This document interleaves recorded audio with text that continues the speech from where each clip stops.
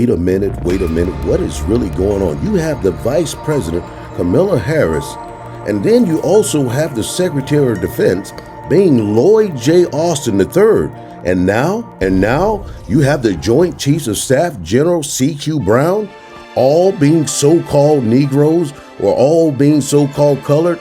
Well, they're actually Israel. And what they're trying to do is make them the front of all this hypocrisy that's going on in America. Everyone knows that America is the daughter of Babylon and that she's the one causing the plagues on all the earth.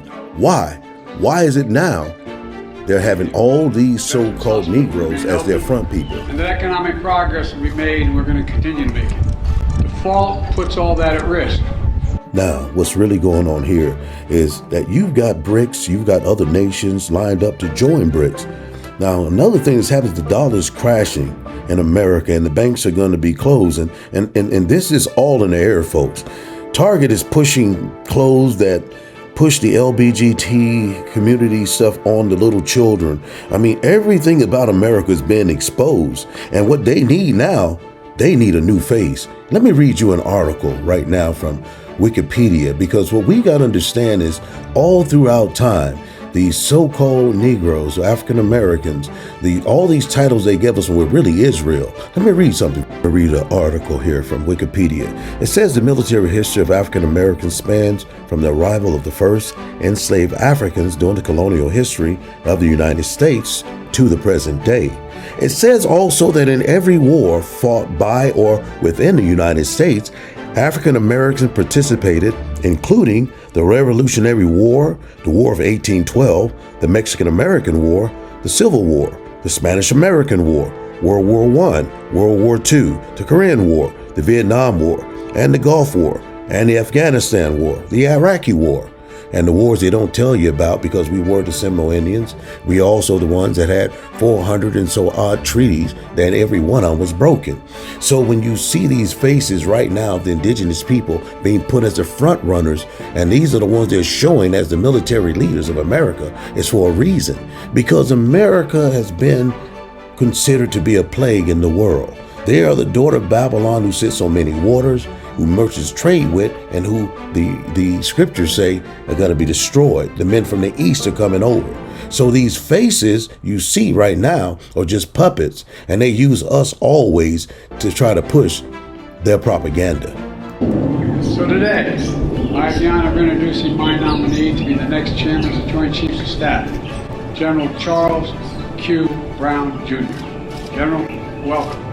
General Brown's a warrior, descended from a proud line of warriors. Now, folks, other nations also know something. They know for a long time these so-called Negroes were also beaten down and basically put underfoot.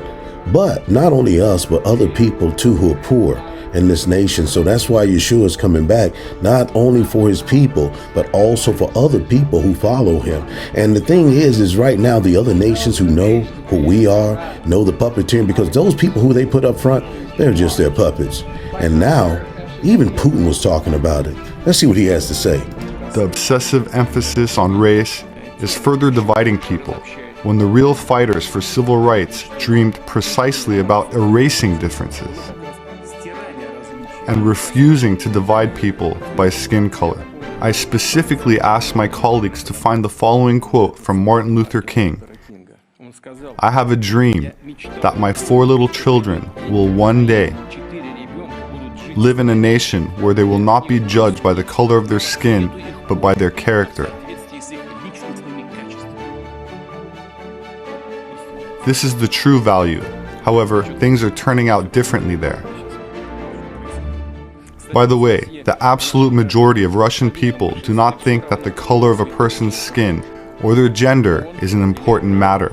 Each of us is a human being. That is what matters. In a number of Western countries, the debate over men's and women's rights has turned into a perfect phantasmagoria. Zealots of these new approaches even go so far as to want to abolish these concepts altogether.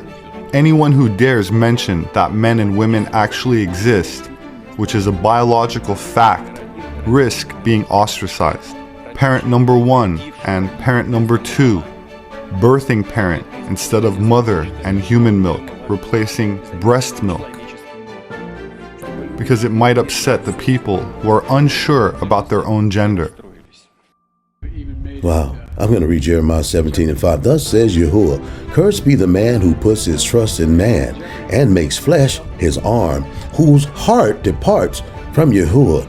Now, I don't even know if these men's hearts was ever with the Most High.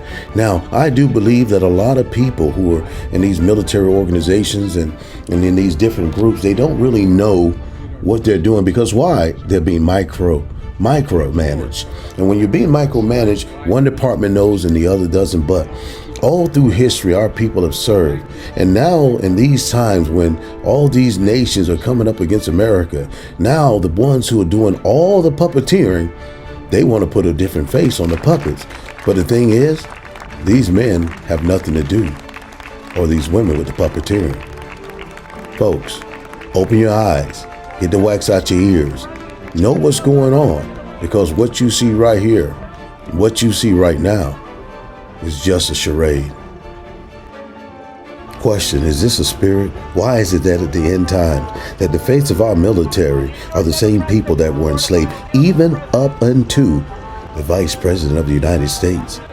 That's my question. What do you think?